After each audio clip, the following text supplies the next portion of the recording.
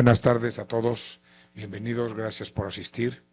El día de hoy un compañero del hospital, Justino Fernández Palomo, que parte de su formación la realizó aquí hace algunos años, nos va a dar una conferencia acerca del reemplazo de cadera con abordaje anterior, en lo cual es un experto, y actualmente él ocupa, además de estar con nosotros, la vicepresidencia en la Sociedad Mexicana de la Cirugía de Cadera.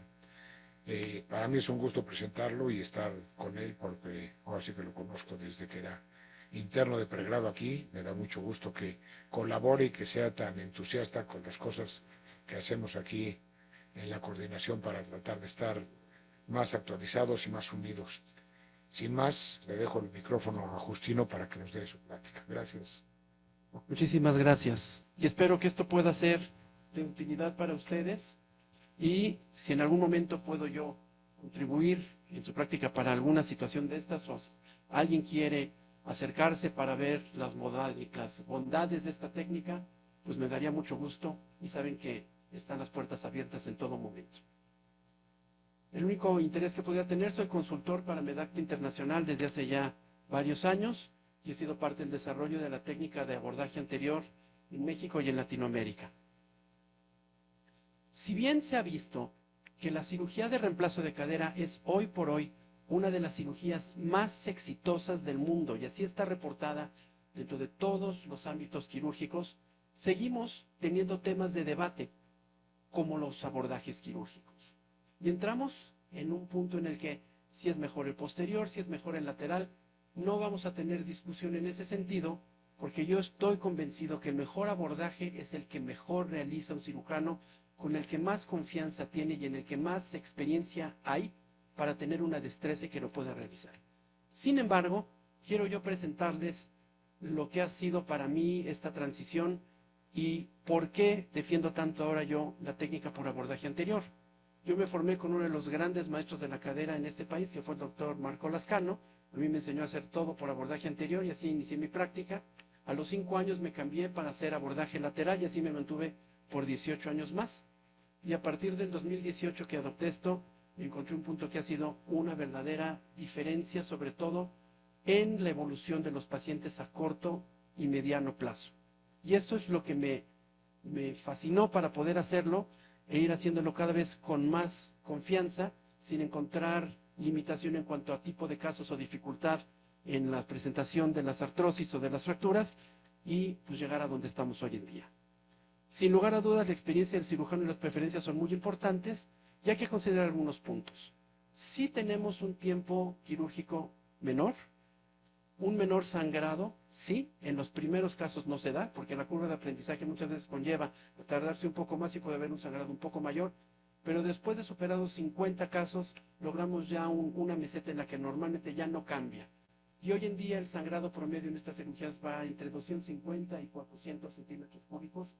Con el uso de ácido tranexámico, en lo que estamos haciendo ahora, rara vez transfundimos un paciente en el postoperatorio, digo, realmente rara vez. Y esto lo dejamos la mayoría de las ocasiones para pacientes por fractura, en los que no hemos tenido tiempo de prepararlos con tanto detalle, pero en términos generales también se ha visto una mucho mejor evolución en ese sentido.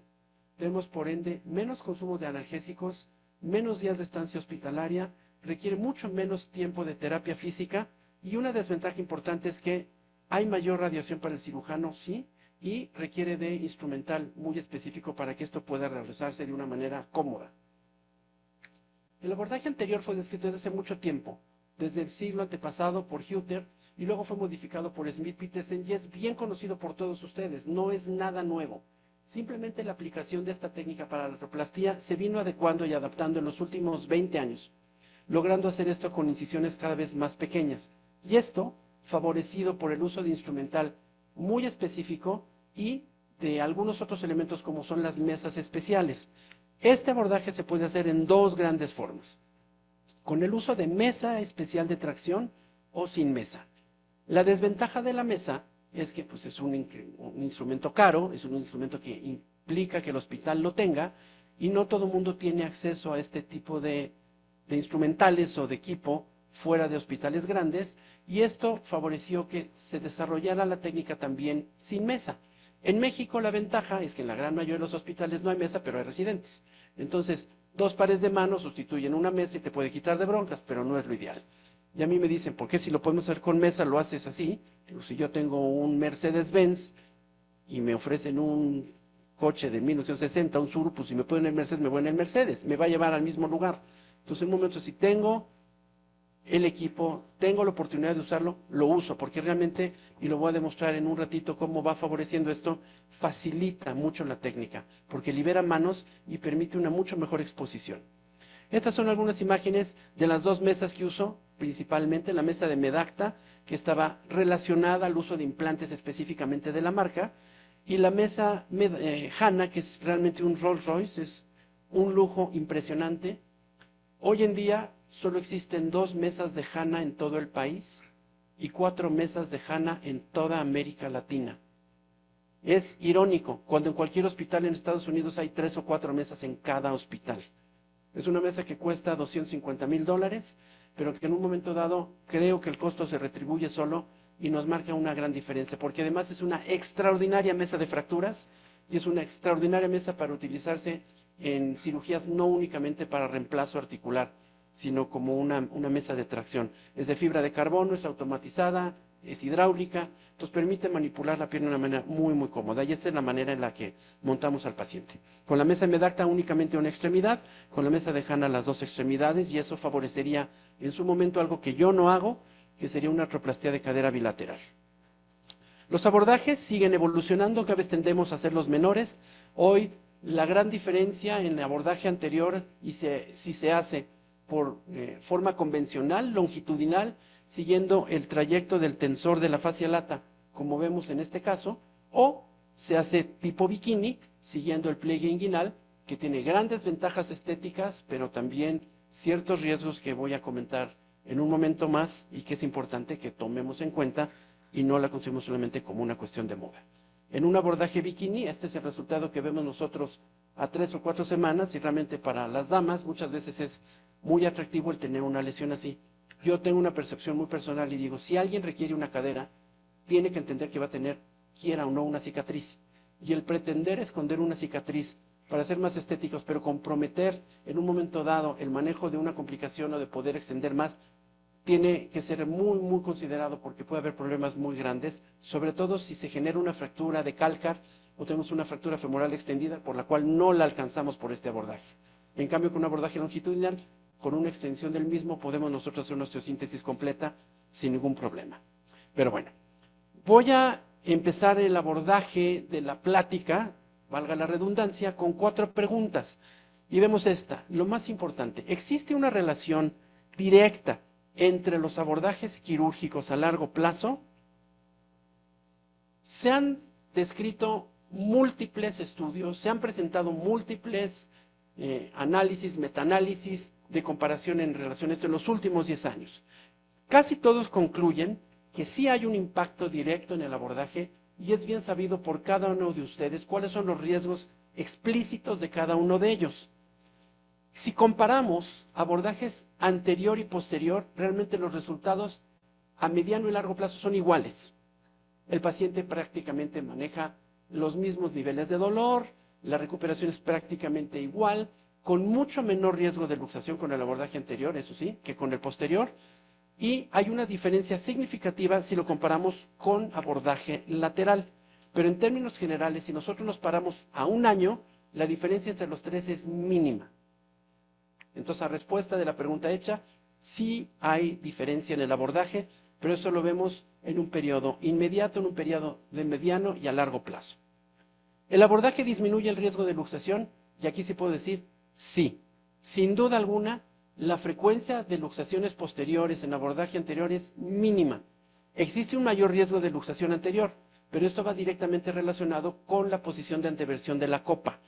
Pero el riesgo como tal, yo al día de hoy llevo casi 500 abordajes anteriores, estoy muy cercano, estoy por 490 más o menos, y he tenido una sola luxación posterior. Y fue porque la paciente realmente se agachó para quererse colocar un zapato, y eso fue marcado. Se hizo una reducción cerrada y no hubo que revisarla. Por el contrario, hemos tenido 4 luxaciones anteriores que sí han ameritado cirugía de revisión. Entonces, lo que se describió en los últimos años, sobre todo en parte del Journal of Arthroplasty, concluyen casi todos los estudios en el que existe un mayor riesgo de luxación posterior en el abordaje posterior y en el abordaje lateral comparado con el anterior. Y esto va muy relacionado a la curva de aprendizaje con el cirujano. En términos generales, repito, la recuperación es más rápida en las primeras semanas con abordaje anterior y tenemos evidentemente mucho menor riesgo de luxación posterior, pero persiste un poco más en cuanto a luxación anterior si no se tienen los cuidados en la colocación de la copa. Otro estudio hecho en el 2023 nos demuestra cómo se ha disminuido en términos generales en los últimos 10 años un 40% la tasa de luxación. Y esto por el advenimiento también de sistemas como son las copas de doble movilidad, el incremento en el abordaje anterior en las poblaciones de cirujanos en diferentes países. Y aquí es algo que me llama mucho la atención. En Europa, el 60% de los cirujanos de cadera están haciendo abordaje anterior. En Estados Unidos, el 50%. En México, no somos ni el 3% que estemos haciendo abordaje anterior. Falta de difusión, falta de interés, miedo, falta de alcance a los equipos, no lo sé. Pretendemos que esto vaya creciendo porque siempre hemos dicho, además, chango viejo no aprende maroma nueva. Y es difícil querer meterse a hacer una técnica nueva cuando has tenido una carrera de éxito. Entonces, si tienes 30, 40 años teniendo un éxito completo en tu técnica, pues no hay por qué cambiarlo. Esto va a tener un impacto, sin duda alguna, en las generaciones más jóvenes. Estamos entrenando ya residentes con esta técnica, los residentes vienen saliendo. Yo estoy seguro que en 10 años vamos a tener un porcentaje cercano al 15-20% de los cirujanos en el país, ya por lo menos con conocimiento de causa del abordaje. Entonces, sí tenemos una disminución de riesgo en ese sentido. No hay tanta relación al uso de cabezas grandes, pero sí hay una relación directa en cuanto al riesgo de luxación y al abordaje empleado. Ahora, usando abordaje anterior, ¿puedo dejar de usar cabezas chicas y usar cabezas grandes nada más? No. Definitivamente hay casos específicos y aquí hay condiciones que se han descrito más, sobre todo durante los últimos 10 años. Y aquí viene un concepto muy importante y es la combinación y el entendimiento de la pelvis y de la cadera como una estructura biomecánica con condiciones diferentes.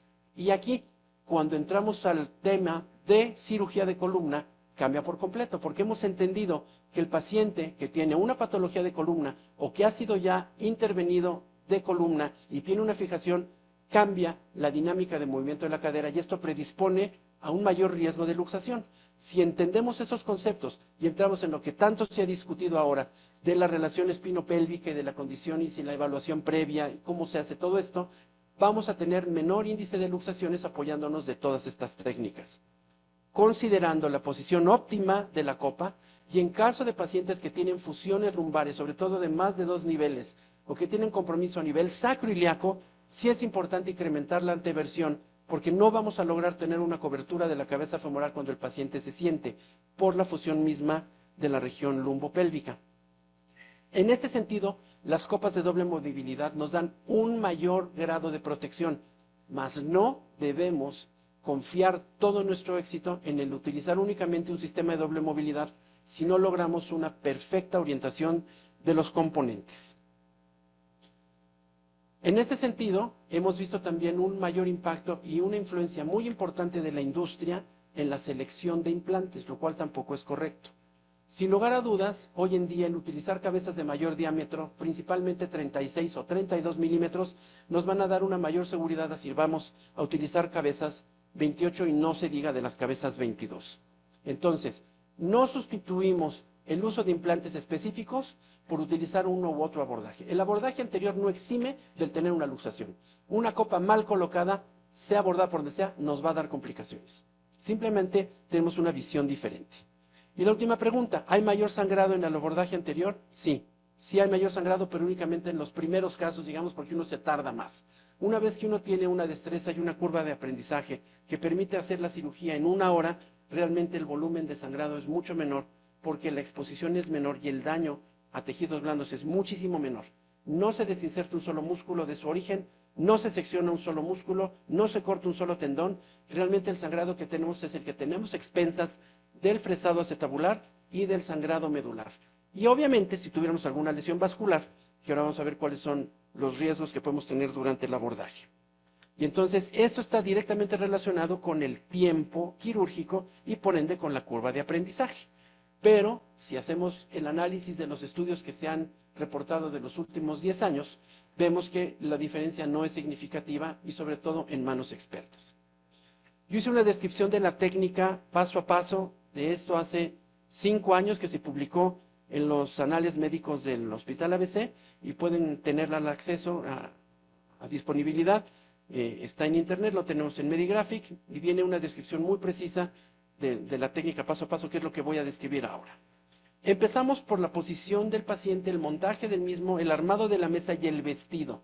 Es indispensable que el cirujano supervise la posición del paciente en la mesa y el vestido. De otra forma, podemos perder la referencia de estructuras muy importantes. Nosotros colocamos al paciente siempre y tomamos un par de imágenes con el intensificador para ver primero que tengamos una simetría de la sínfisis púbica y que no haya una rotación, una basculación de la pelvis, y esto implica que los agujeros obturadores sean simétricos y entonces tengamos un paralelismo adecuado. Porque si nosotros no vemos ese punto y empezamos a trabajar con la cadera, con la visión que logramos tener, podemos mal colocar la copa y dejarla en una posición muy vertical pensando que está en una posición óptima. Y entonces debe de vigilarse la posición y no perderla de vista durante el vestido. Las referencias anatómicas son la cresta ilíaca, específicamente la espina ilíaca anterosuperior, y de ahí iniciamos la incisión 3 centímetros laterales y 2 centímetros distales a la espina ilíaca anterosuperior. Aquí se puede utilizar una referencia directamente en la cabeza del peroneal, espina ilíaca, y en ese trazo oblicuo. Muchas veces la gente pone el cable del Bobby y directamente sobre esa zona en 3 espacios hacen incisión. Yo prefiero utilizar el trayecto específico de la masa muscular del tensor de la fascia lata. Entonces palpo el tensor de la fascia lata, se hace la incisión y lo primero que usa es tejido celular subcutáneo y luego encontramos la fascia del tensor de la fascia lata. Aquí se ve.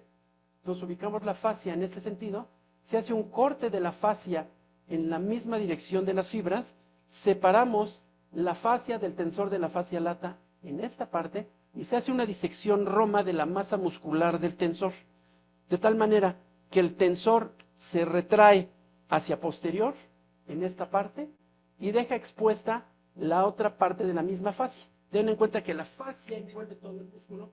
Hacemos una incisión, levantamos la fascia como tienda de campaña, entramos a través del vientre, bueno, siguiendo el vientre del músculo, jalamos y seguimos viendo la misma fascia del tensor de la fascia lata, que es esta.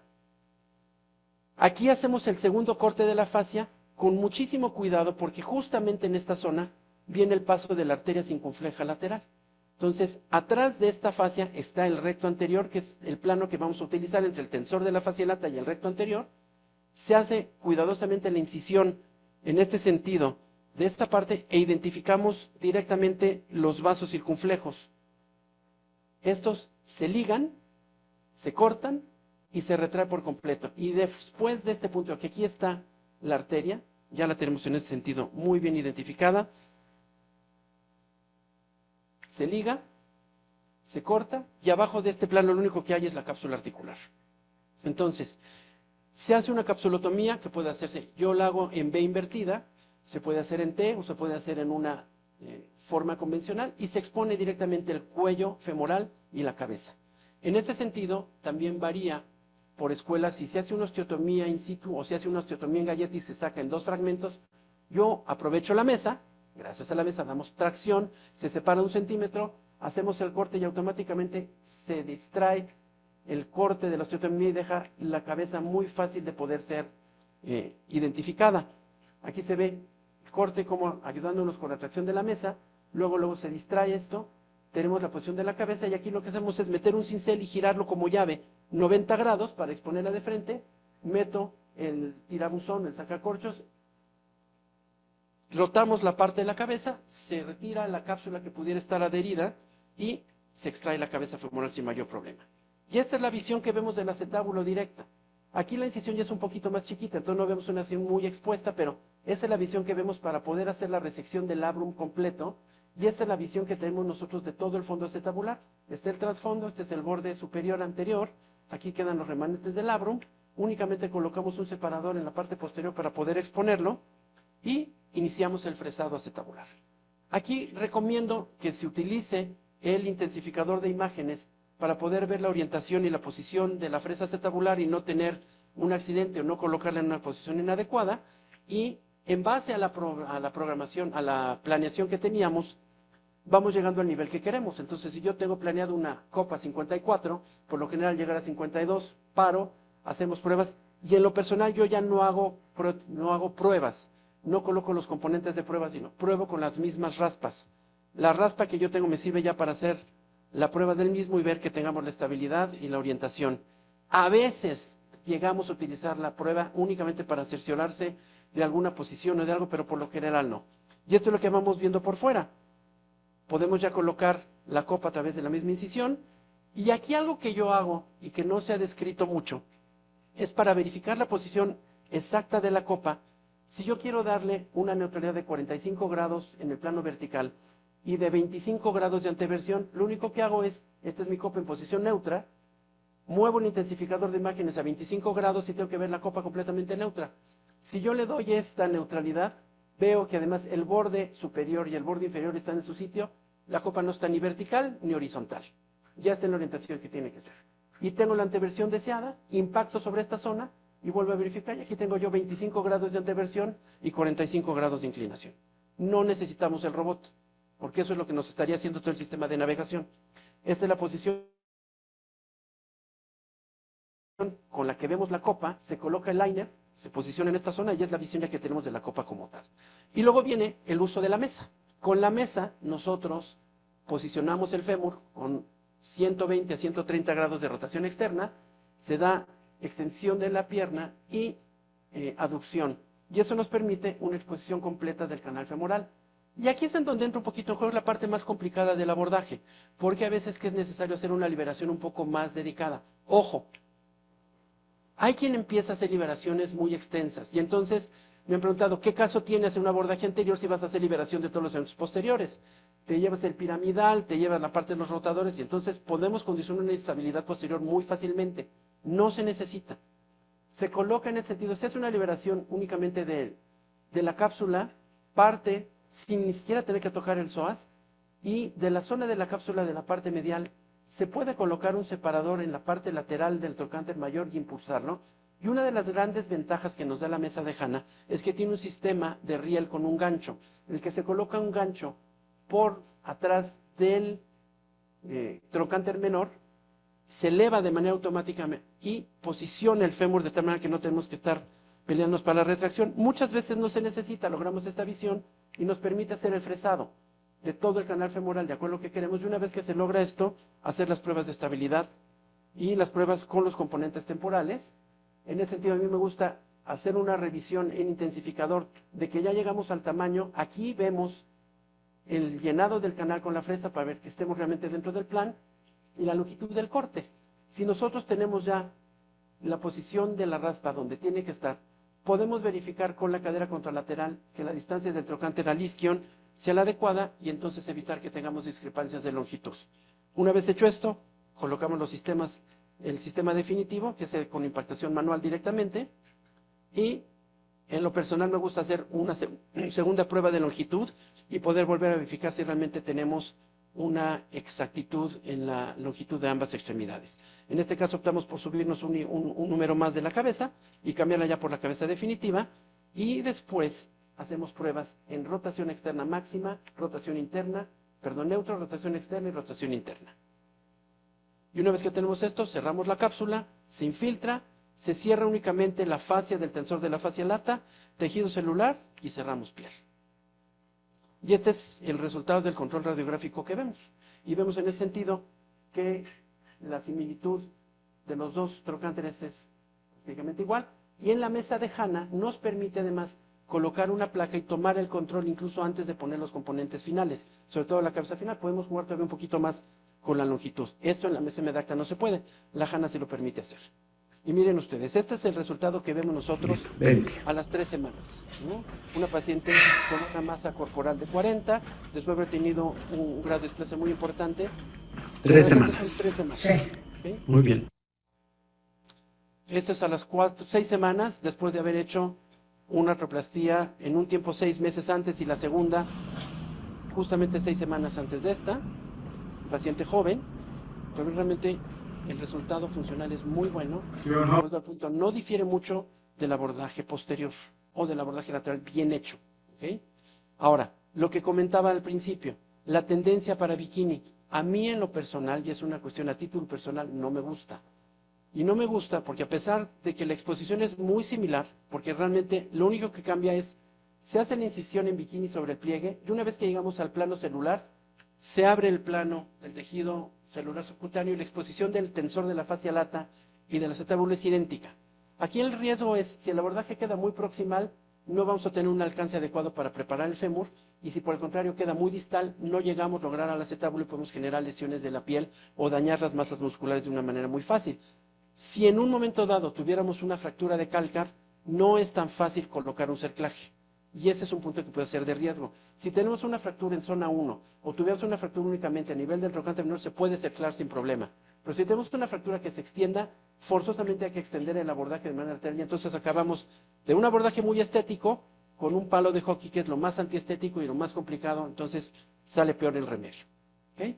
Pero la exposición y la visión que se ve es prácticamente la misma, ven ustedes. Y evidentemente, pues para cuando se logre esto, el resultado para alguna que otra situación específica, muy particularmente en caso de mujeres que quieren de todas maneras lucir un bikini, pues es muy práctico porque tienen una cadera y no se ve nada, ¿no? Vean, esto es a los 4 meses, realmente la herida es muy estética, pero creo que en el riesgo uno lo debe pensar muy, muy alto. ¿Cuáles son las indicaciones para esto? Lo mismo que con cualquier otra técnica que podamos usar. Una artrosis unio bilateral, artritis reumatoide, necrosis avascular, displasias acetabulares. En este caso, este paciente le había operado yo la cadera izquierda 4 años antes por un abordaje lateral. Ahora hicimos un abordaje anterior. Como decía, necrosis en diferentes grados. Y esto nos permite indistintamente cementar o no cementar, poner sistemas combinados, poner sistemas modulares. En pacientes de mayor edad es muy cómodo porque la rehabilitación es mucho más rápida, es mucho menos traumática y eso nos permite moverlos muy rápido. En casos más graves de osteosíntesis fallida, haciendo una combinación también, el mismo abordaje nos permite tener resultados adecuados. Y no estamos exentos de complicaciones, como en cualquier cirugía de reemplazo. Y sin embargo, estas pueden ser catastróficas. Todo lo que presentaré a continuación son de mea culpa. Son complicaciones con las que me he enfrentado, que están descritas y que además también tuve la oportunidad de publicar en un artículo recientemente en el Acta Ortopédica, en lo que vamos viendo, porque esto lo que me encantaría es que las vean para que las eviten. La mejor complicación es la que podemos evitar y la mejor manera de evitarlas es conociéndolas. Y comparto en este sentido lo que hemos visto, lo que se ha descrito anterior, pero también a lo largo del tiempo hemos encontrado complicaciones muy poco comunes que también he tenido oportunidad de publicar, de tal forma que puedan considerarlas porque a veces no es tan fácil entender este tipo de situaciones. Las complicaciones se dividen en dos grupos, mayores y menores. Las menores son prácticamente las menos comunes, desgraciadamente, o sea, las complicaciones mayores son las que más nos pueden dar lata y son las fracturas periprotésicas o la inestabilidad. Complicaciones generales que podríamos ver, tromboembolismo pulmonar, lesión neurológica motora, porque la sensitiva no tiene tanto impacto, un embolismo graso y evidentemente muerte transoperatoria o las primeras 48 horas. ¿Cuáles de estas complicaciones nos llevan a reintervención? Por eso la clasificación en cuanto a mayores. Una inestabilidad como esta, que se presenta en el postoperatorio inmediato, evidentemente no es nada bueno. Si se luxó en las primeras horas, se va a volver a luxar. Y esto va por un exceso de anteversión de la copa. En una paciente con síndrome de piernas inquietas, fue una mala selección en un momento del sistema, decidimos hacer una revisión, cambiar la orientación de la copa, poner un sistema de doble movilidad y asunto resuelto, ¿no? Una fractura periprotésica que en un momento dado también puede ser una complicación catastrófica. Si no se identifica en el momento, no se resuelve. Aquí identificado en su momento se colocaron cerclajes y no tenemos mayor problema.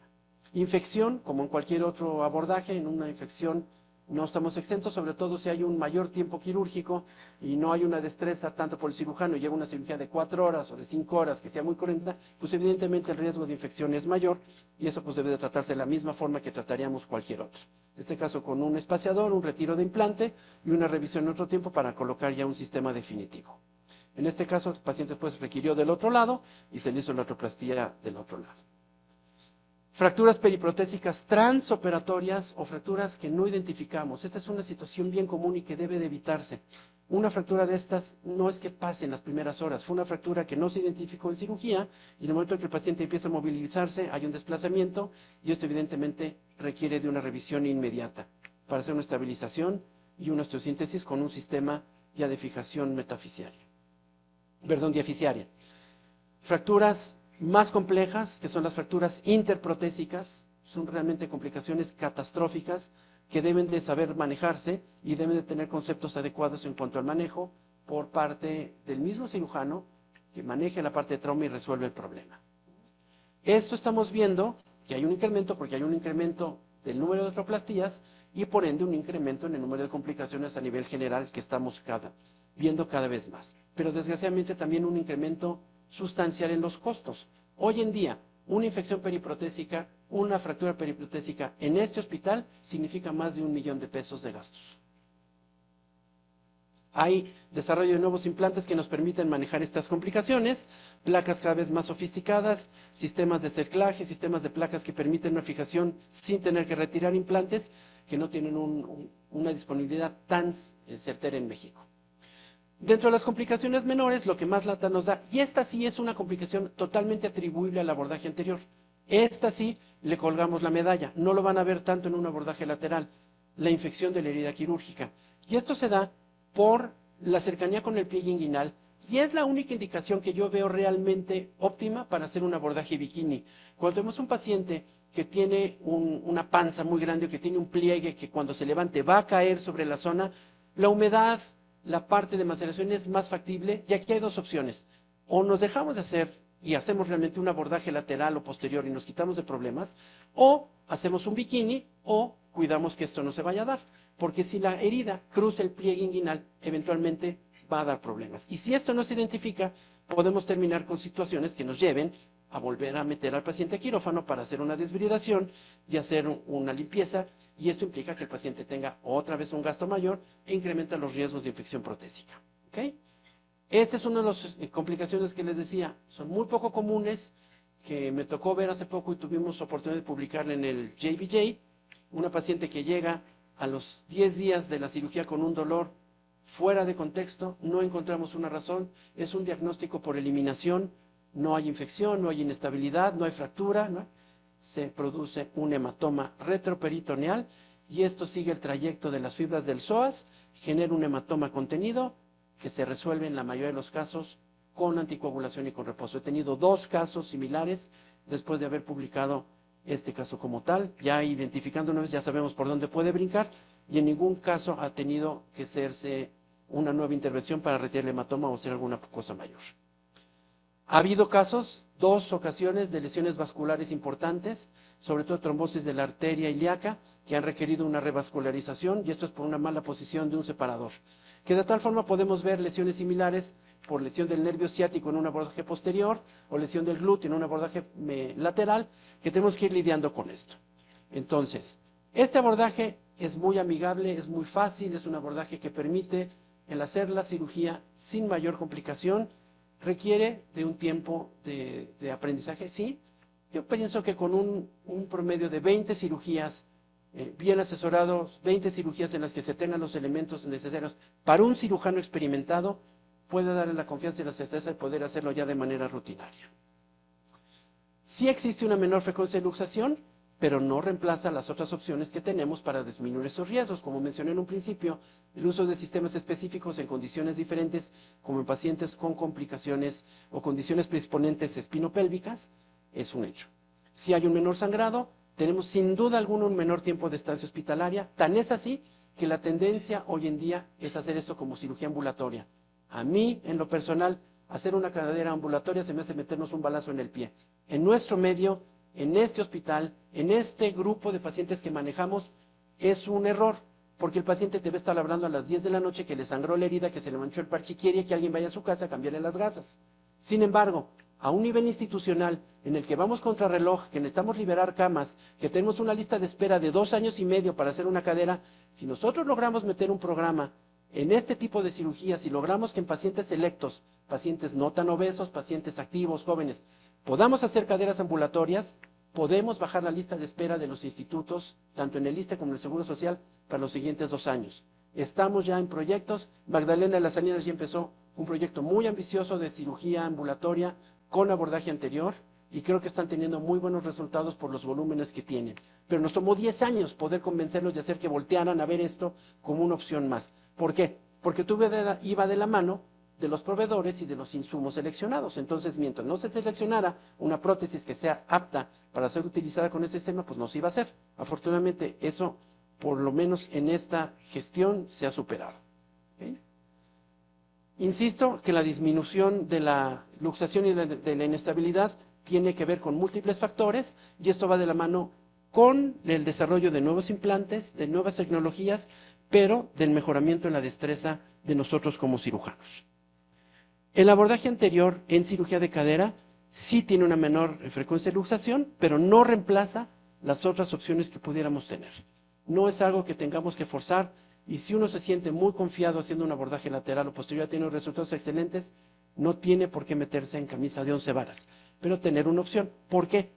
Porque hoy van a haber pacientes que llegan ya pidiéndoles esto, o ya llegan exigiendo esto porque se metió en internet y todo, y va a haber un chavo, o va a haber un médico egresado con 1 año que le va a vender la idea. Entonces tenemos que conocer muy bien cuáles son los pros y contras para poderle plantear al paciente que realmente sí tiene ventajas, pero cuáles pueden ser las ventajas que tiene uno como cirujano experimentado de ofrecerle al paciente un abordaje posterior, un abordaje lateral bien hecho, que le va a dar igual resultado que el que hiciera un abordaje anterior.